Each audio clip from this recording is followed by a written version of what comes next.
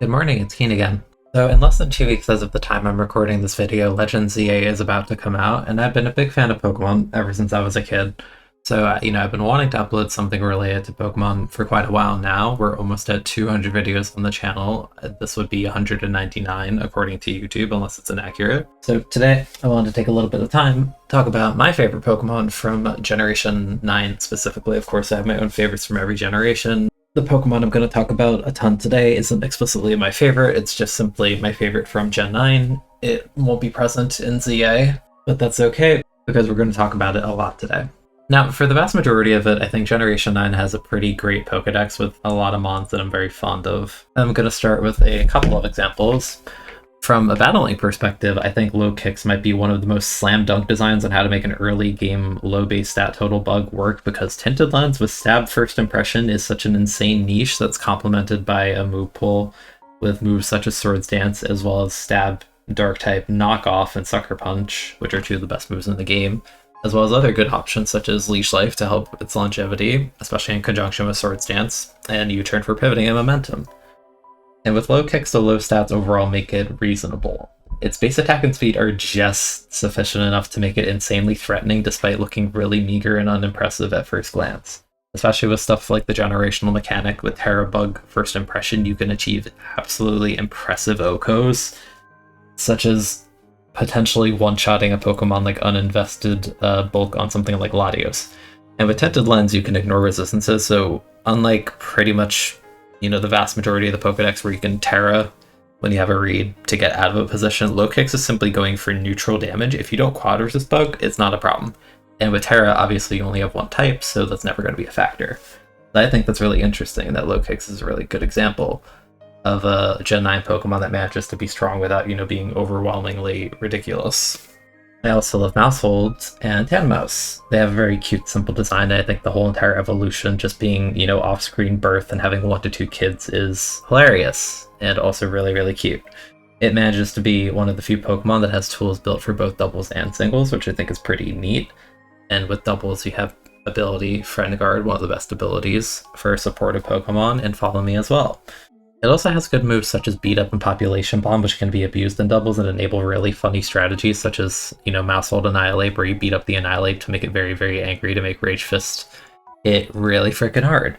Or alternatively, you could do that with Population Bomb on Arcaludon to activate its defense to +6, thereby making it harder to kill A, and B, boosting its body press damage to pretty damn respectable amounts for the fact that it isn't the fighting type and doesn't have stab on it. Actually, those strategies seem kind of familiar. I feel like I've seen that before. And for singles, Population Bomb with Stab and Technician is so comedically powerful for how meager this guy's base attack is, seriously. It gives the vibes of a Dracovish where it's like, yeah, I have 90 base attack, but once I stack all my multipliers and my ability on my move, that number may as well be like 200, honestly. Now, with Mousehold, there is the drawback of you want Wide Lens as your item because Population Bomb isn't, fully accurate. But with the Wide Lens, it's 99% accurate, so most of the time you're going to land pretty consistently. And this mon is very susceptible to forms of contact punishment, such as Flame Body, Static, Rocky Helmet, Rough Skin, Iron Barb, especially if you combine the last things. Now, I could go on for a while about most of the Pokemon in this generation, and, not every Pokemon I like is for explicitly battle-based reasons, but I'm not going to get too in-depth with my examples here because I want to talk about my actual favorite from this generation. But I think usability of a Pokemon, be it an in-story playthrough or, competitive in any kind of format, does help contribute to, sort of the personal feeling I have with a lot of Pokemon. Because, I might have good memories of, I never used this Pokemon in-game, but, when I was grinding this format, I really liked battling with it. I think a good example of this would be Pyukumuku. I got my friend here. I have a plush of it. I think he's adorable. I love him. I love the aesthetic. I love all of that about it. The battling part. I would not touch this guy with a 10-foot pole in any single player. Absolutely not. It just borderline unusable unless I just have a spare like 70 hours to Toxic Stall and recover the opponent. And I'm not about that life. On that note, I will say not all of my favorites are exactly built for battle either. Hell, I'm going to throw a bunch of guys on screen that are amongst my favorites. And for the majority of these guys before Generation 6, yeah, no, you're not looking at anything too hot, that's for sure. So Gen 6 really was the lottery for me in a lot of my favorites because, just taking Mawile, for example, imagine gaining a secondary typing to get like an S tier typing in a generation. And then you get your regional mechanic mega evolution to, increase your base stats and then make it so you can use Intimidate or Hypercut or pre-mega. And then you get 100 stats, and that's pretty cool, but it's not actually 100 stats because your base attack doubles, so that, it seems 105. But if you actually do the math on it, it gets comedically high. As well as this mon having access to a pretty decent move pool, including Swords Dance to boost its attack to even further levels. And, it got to a point of such strength in Generation 6 that after a single Swords Dance with Mega Mawile, it was capable of one-shotting uninvested bulk on Garchomp from full. This is not a Pokemon that has stab on Sucker Punch. It's funny because they nerfed Sucker Punch from 80 base power to 70 base power later. Honestly, I think I would attribute a good amount of that to Mawile, despite the fact it's not even a dark type, and I think that's very frickin' funny. I would also partially attribute that to Bisharp, but maybe long term it was a good thing they did that, because I don't exactly want King Gambit running around with a 120 base power priority move. I think 105 is pretty damn strong as is. So basically, with ZA coming out, I'm hoping it happens again. I'm hoping some of my favorite Pokemon get a Mega to sort of either A, redeem them, or, B, be some sick, awesome design. And a combination of that, even better. Anyways, before the super epic and awesome reveal of my favorite Generation 9 Pokemon, feel free to take a guess in the comments and tell me your own favorite. I think every Pokemon from this region is valid as a favorite, except Rellor. He's really ugly. If I had a nickel for every mono bug type Pokemon pre-evolution that had Compound Eyes as an ability and lost it upon evolving while also becoming a psychic type, I'd have 2 nickels. Which isn't a lot, but it's weird that it's happened twice. Ninkata and Yama also do this, but Yamega has 2 of the best abilities in the game, being Tinted Lens, which we talked about with Low Kicks, and Speed Boost, which +1 speed at the end of every turn automatically guaranteed. I don't think I need to explain that to you on why that's good. And Ninjask also shares in on the Speed Boost of that. And Shedinja doesn't care about losing Compound Eyes because without Wonder Guard, this Pokemon would die. Again, I guess. But hey, you'll never miss Poltergeist again, and Will-O-Wisp, that's like, cool. Is it worth dying to everything in the game? No. That's a funny thought, isn't it? Anyways, I hope that you commented your favorite Pokemon and guessed mine in the meantime, because you want to scroll down to get away from Rellor because I put him on the screen. That's so mean. I wrote this at like 2 AM. Why am I so mean to Rellor? Jesus, dude. Alright, reveal time. My favorite Generation 9 Pokemon is on the screen right now. Can you guess who it is? No, it's not that guy. No, but that's a good guess. I'm fond of that guy. That guy isn't even from Gen 9. Why would you even guess that? Were you even listening at all? It's that guy. It's Glimmora. It's the Glimmy, Stimmy, Shiggy, Wiggy Glimmora. I love Glimmora. Let's talk about Glimmora. So let's talk about aesthetics and inspirations for Glimmora first.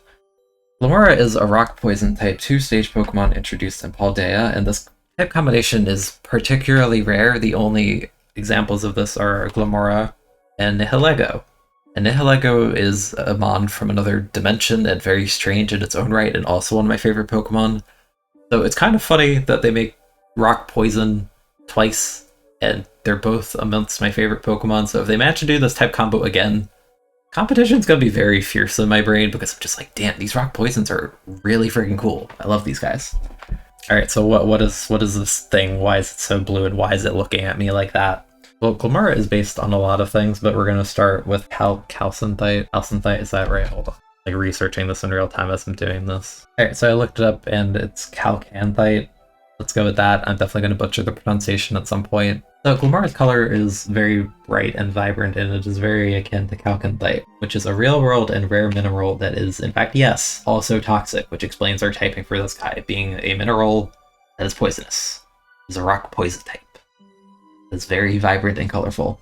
I also read in passing that this mineral can function as a fungicide, so maybe that explains why the Parasect line is nowhere to be found in Paldea, because if I was a mushroom guy that liked living in damp caves and I saw that thing running around, yeah, the typing chart alone is not the only thing making me afraid of that guy, so I would also probably not choose to live here. Calcanthite's name comes from the Greek chakos and anthos, which literally means copper flower. This ties into Glimmora's aesthetics because it heavily resembles a flower in a lot of ways, and it naturally camouflages itself onto the walls, sort of acting as a natural cave flower. And you can see this all over in Area 0 specifically, because there are a lot of Glimmora here. More on that later. As for the general shape of Glamora, I would say that the flower in my research that it looks like the most is the nightshade flower. I think particularly Glimmet, you can really see how the bulb sticking out of the front of the flower, it heavily resembles that. And the majority of nightshade flowers I look at tend to be purple, which is, kind of adjacent, close enough to Glimmet Glamora. Glimmet especially has a decent bit of purple on its like tiny little body. So the parallel is pretty apparent here if you look at them side by side. Calcantite itself is also a very, very delicate thing. So this can sort of serve as a tie-in to Glamora's signature ability introduced in Generation 9 being Toxic Debris. This ability causes a layer of toxic spikes to automatically be set down when Glamora is hit, but only by physical attacks. And given how brittle and frail this mineral can tend to be, yeah, that's pretty fitting. And it makes sense that you need to physically hit it to sort of chip a piece off, basically, or activate its defense mechanism, which we'll talk more about in a sec. Also, while reading around, I did see on Bulbapedia that there was a claim that Glamora could also partly be based on some sea sponges, as many of them do resemble flowers, and I can see the resemblance after looking through a ton of them. And some of these have a defense mechanism where they use spicules, which are basically these little pointy bits that they can spit out that serve as a kind of chemical deterrent in a lot of cases, which, makes sense with toxic debris in mind. So it's sort of a multi-faceted, detail. And I think that's genuinely such a cool mix of unique gameplay mechanic tied in with an aesthetic and an inspiration for something, and I really, really appreciate that. Because with a lot of modern Pokemon games, many Pokemon, will get their own signature moves, abilities, so on and so forth. And I feel like a lot of you can only do so many, especially in the move department. There are a lot of cases that Pokemon has a signature move, and if you throw the aesthetic aside and look at the gameplay, it's like, yeah, move B that's new is like move A, which was a signature move, but it's better or does this. You know what I mean? It's like how Generation 5 introduced Volcarona with Fiery Dance. It's like, oh, AD base power 100 accuracy, special fire move that doesn't... not that it doesn't miss, it has 100 accuracy. That's what I mean by that. But has a 50% chance to raise your special attack. It's like, oh, damn, that's pretty cool. And then you get Skeledirge, where Torch Song is literally the same move, except it's sound-based, and it has a 100% chance of boosting your spat. And it's like, that is cool. That's cool for Skeledirge. I like that move. I think the animation is cool. But you know what I mean, where it's kind of just a stronger version of existing move for the most part. So I think having something like Toxic Debris, where it's like there is no other Pokemon currently that has an ability to set a hazard automatically like that, I think doing it with Toxic Spike in the way that they did is really creative, and I think that's awesome. Hey, it's Keen again. I'm editing this video right now, and I realized for all of the things I talked about with Glamora, I actually forgot to talk about where its name comes from. As far as English is concerned with Glamora, it comes from the word glimmer, which refers to the shiny and sparkliness of it, and from flora, meaning the flower and the fact it resembles a flower. It also is a good pun to me because it's Glamora, and the word aura refers to rocks and minerals in general, so I think it's a really good name. As far as the Japanese name for Glamora is concerned, it's pronounced Kira Furoru. This is a multi-layered pun as well because Kira can refer to something that is glittering. It includes Kira, which can be sort of like killer. It is a deadly flower. And speaking of flower, the last bit of it refers to flower. It's obviously pronounced differently because it's a Western word, so putting it in Japanese is a little bit hard, but it's Kira Furoru, so it's kind of sparkling killer flower. Pretty fitting. Also, on the simple aesthetic level when it comes to Glamora, I really like the shape of its flower. I like the way it kind of spins and rotates its body, because you can kind of look at the texturing on it and tell, yeah, that's not actually a flower when you look closer at it. It is more crystal-like, it shimmers, it shines, it's reflective. But, at a distance when it's on the wall and kind of facing backwards like that, yeah, it does look like a flower, and that's really neat. On the whole, I really like the color palette a lot for Glamora. It's no secret I'm a big fan of, those like dark or really light blues and purples. So yeah, I look at this for like 2 seconds, I'm like, oh, I like that. It's awesome. Also, I like the aesthetic where Glamora's and Glimmet's face are kind of just the two eyeballs. I feel like when you have a Pokemon that, doesn't have a mouth or, much of facial detail at all, you kind of need to express the eyes really, really well. And Glamora, it does like simple blinking, I'll throw in some Pokemon Camp animations here, some dex entries and stuff like that, nothing like crazy. But, I think they do a good job of that given how like the eyes on its design are very like subtle. I think it's sort of akin to the way I look at Ultra Beasts, where none of them really have, not none of them, where the majority of them don't really have visible eyes, especially in the case of something like Kartana, or you have tiny, tiny, itty bitty little, beady eyes like Celesteela. I feel like they emote and animate those mons really well. I think they have a ton of personality, despite the fact they don't really have like a super clear visible face. Even like Stakataka is a Pokemon with like a million eyes and no actual like mouth or anything like that, but it's a good example. Now let's talk about region and world building for a second with Glimmora and Glimmet and why I'm going to gas them up even more. So with this line, you find it most prominently in Area 0, but Glimmet specifically can be found in caves through various parts of the game, but very sparingly. It is a rare Pokemon. Even the game says this. It is a rare Pokemon. And this makes sense, because this Pokemon has a lot of ties to the terrestrialization phenomena of Paldea, and it makes this guy a little like subtle but really nice piece of foreshadowing for the game's story and the big reveal later on with Area 0, what that's all about, and when you finally get there. So it fits the region naturally in a way where I think it is just a simple but really effective means of kind of establishing your world, being like, okay, here's the little guy. He's really rare. You don't really know his deal, but there's something more with it later. And I just think that's neat. And you might be saying, oh, well, isn't the entire thing with terrestrialization just Terapagos since it's the cause of that phenomena? And in a way, yes. Glimmora is a Pokemon so heavily associated with Area 0 that it's basically impossible to separate it from it, if you ask me. Because as you proceed deeper down into Area 0, the first Pokemon you're introduced to, the Terrestellar mechanic, is Glimmora. The amount of Pokemon found as you descend in this area isn't plentiful because there isn't a ton to it, but it pretty much consists primarily of the Glimmora line, Carbink, which is another rock type, cave-dwelling Pokemon that is heavily like crystal associated, and a couple other Pokemon with various terror types, if I remember. I remember there was a Garganacl. I don't remember what type it was, but I remember it being down there. And we talked about it earlier, but aesthetically, Glimmora's flower petals, air quotations around flower, heavily resemble the crystals present when you terrestrialize in general in this game. And this tie visually and area-wise is reflected in the necessary materials that you need to create a TM for Terra Blast in this game. Because to create TMs in this game, you need Pokemon materials. And yeah, to make a TM for Terra Blast, you need Glimmet crystals. These things are not something you can separate. They're clearly tied to one another.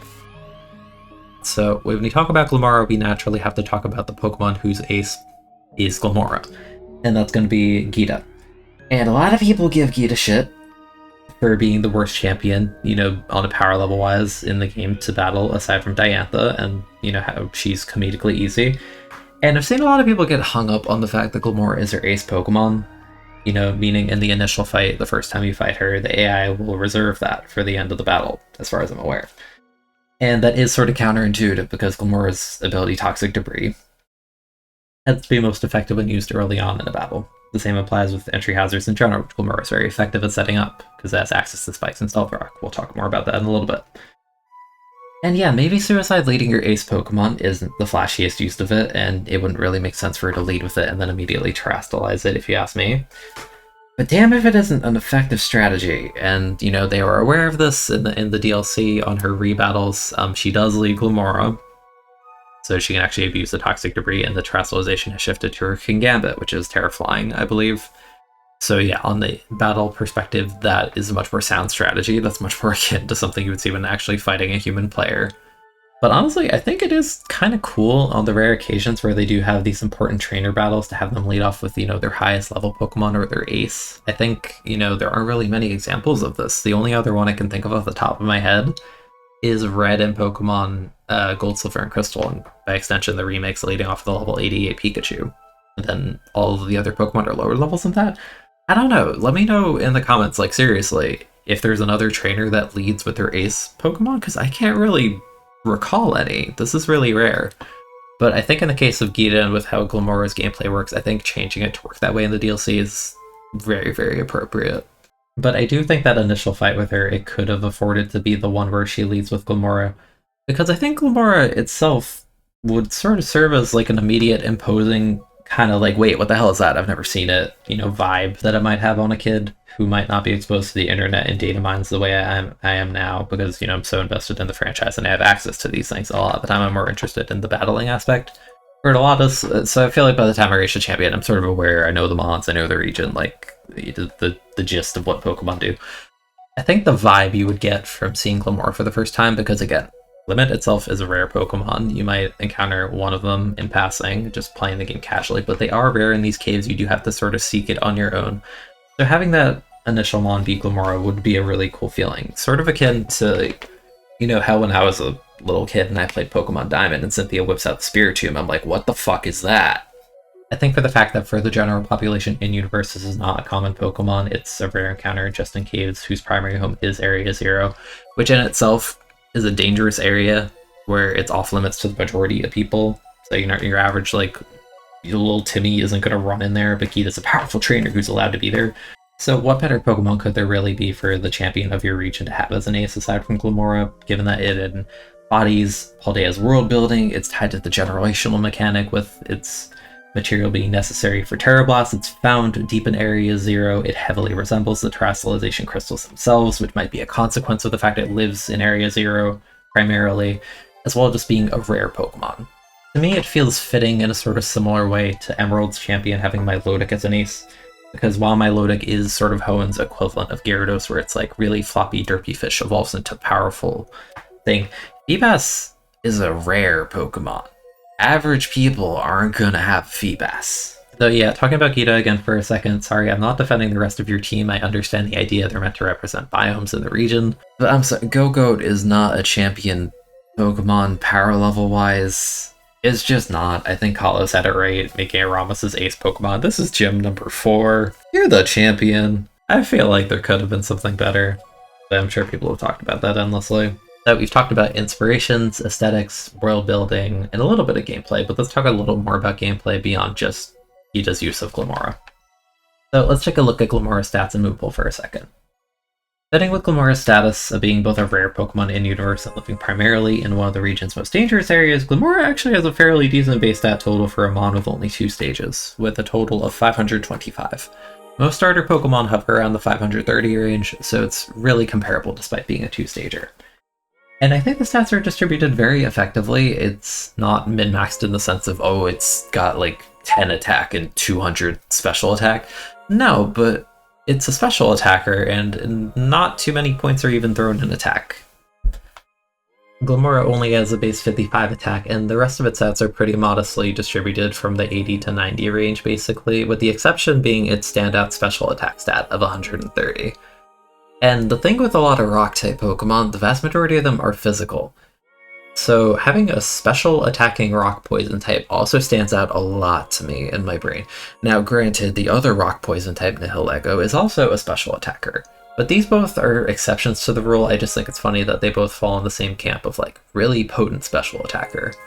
This means that Glamora is an extremely effective user of Meteor Beam, being a move introduced in Generation 8, where it's kind of like a Sky Attack sort of deal, except you boost your special attack on the first turn, second turn you attack, but with the Power Herb item you can immediately unleash a +1 stab boosted, really powerful Meteor Beam, assuming you don't miss. And I think that's really neat, because Meteor Beam aesthetically just feels correct on a Pokemon like Glamora. Aside from the typical Rock and Poison type moves you would expect on a Pokemon like this, it has a pretty colorful move pool with a lot of coverage, where I think the standouts are Earth Power, ground coverage complements really well, Energy Ball, can potentially be really useful in some matchups, and Dazzling Gleam. And Glamora doesn't just have a signature ability, no, this is a special Pokemon, and this is modern generations. It also has a signature move being Mortal Spin. Mortal Spin, at first glance, you might not be impressed because, again, we just talked and glazed Glamora for being a special attacker. And Mortal Spin is a physical attacking move, but we're not using it for the direct damage itself. It's very weak, but it is 100 accuracy, it is only 30 base power, but Mortal Spin is kind of like a mixture of Toxic Thread, Ariados' signature move, and Rapid Spin. It removes hazards, and it poisons the opponent, guaranteed. You can block it with Steel types to make it so that you don't remove hazards, but the poison part is guaranteed. And on top of that, since it is Rapid Spin, obviously it removes hazards, Leech Seed, trapping moves, all of that, but it does hit both opponents on the other side of the field, and I think that's neat. Alternatively, Glamora's other ability is Corrosion. This is another extremely rarely distributed ability where this line is only the second to ever get it, the first being Salanda and Salazzle, which it does work on them fine enough. It, you know, I'm never going to complain about toxicking Steel types or anything like that, but I think it is it's effective, but a little strange on a Mon with such frailty as Salazzle. So Glamora, I think, can be a potential user of this ability as well. That's kind of neat. It's multiple viable abilities, and they're both very unique in how they play. I'm a big fan of that when Pokemon have multiple, good usable abilities. But Mortal Spin is a cute signature move that I think is unique for itself and nothing ridiculous, akin to Strong Jaw, Stab Boosted, Fish's Friend, or this is the same generation that introduced Rage Fist with its 50 base power plus 50 per hit, activated by anything, even moves that don't damage you. Last forever, if you die and get Revival Blessing, it's there. You switch out, it's still there. Or, last respects, plus 50 power per every ally that dies, and it's on a ghost type, and it also has adaptability. Like, this generation is such comedically high power level that it's, like, ridiculously, it's so over the top that I really respect that Glamora's signature move is just a very, calm, it's like Rapid Spin, but it poisons, but it's spread, but it's very weak and coming off of your weaker offense. I heavily respect that. It is a good move. It synergizes with Glamora's, status of being a mon that likes setting up hazards, which, it's very, very good. It has Stealth Rock and Spikes access, and with Toxic Debris, you can quickly see how we stack a lot of statuses. Also, being a poison type yourself means you can absorb opposing T-Spikes, so that's pretty neat. But alternatively from that, we mentioned that Glamora can function as a potent hitter because of its high base special attack and good coverage moves. But I think having a Pokemon that can effectively be a big damage dealer, but also a really cool utility guy, I really like that. And its rounded stat spread, I think, leans into the fact that it can work in sort of either role. You can make it a bulky Glamora, you can make it a fast offensive one with Meteor Beam. I think that's really cool. There's a lot of mons nowadays that I think kind of fall in like one role, and there's nothing explicitly wrong with that. But I think that makes them very, one-dimensional. Like, yeah, Gurlair, again, Darmanitan's a cool guy. I think he's neat. But Guerrilla Tactics and the playstyle of Darmanitan's, you kind of just slap a band or scarf on it and you click one button repeatedly. And that sort of applies to a mon like Dracovish, you click one button repeatedly if you can. But I appreciate something that's a bit more grounded and, rounded, but still very effective to use, like Glamora. Also, small addition, move pool-wise that I failed to mention. Glamora also is one of the few Pokemon with access to Spiky Shield, which it does make sense aesthetically if you looked at the animations for 2 seconds. So yeah, I think that covers the majority of what I want to talk about in this video. I really like the Glimmet line and Glamora. Oh, I also failed to mention, I showed it in the footage, but I'm realizing now I didn't talk about Glamora Shiny. It sort of goes from a 3 primary color sort of thing down to 2, but I really like that sort of teal color that it has. It's just very aesthetically pleasing. I think it's great for the world building. I think it fits the region. I think it ties to the generational mechanic perfectly. I think it's a great ace Pokemon for the champion. I think its gameplay can be varied and interesting. But yeah, I think that covers everything and why I appreciate Glamora a lot and why it's my favorite Generation 9 Pokemon. Because I think it's a great example of what a lot of Pokemon, want to be, where I think it's a unique and interesting design based on real-world inspirations. It has a unique typing, it has a unique ability, move, without being egregious. It has a pretty rounded stat spread that can effectively do multiple things, multiple viable abilities. Yeah, I like it a lot aesthetically. It makes me happy. I actually had a little pit of this guy. If they make a plush or something at one point, I'll probably get one. Big fan of Glamora. I hope Legend ZA will be awesome and introduce some of my new favorite Mega Pokemon. But we'll see. I'll probably want to upload related to that. I'll figure out how I want to do that format-wise, but we'll see.